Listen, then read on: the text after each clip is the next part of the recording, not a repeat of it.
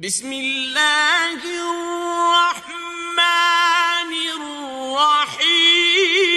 الرحيم تبت يدا أبي لهب وتب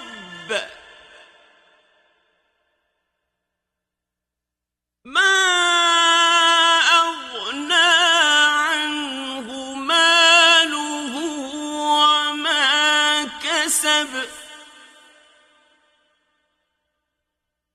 سيصلى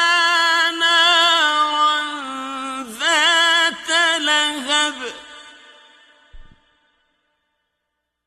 وامرأته حمالة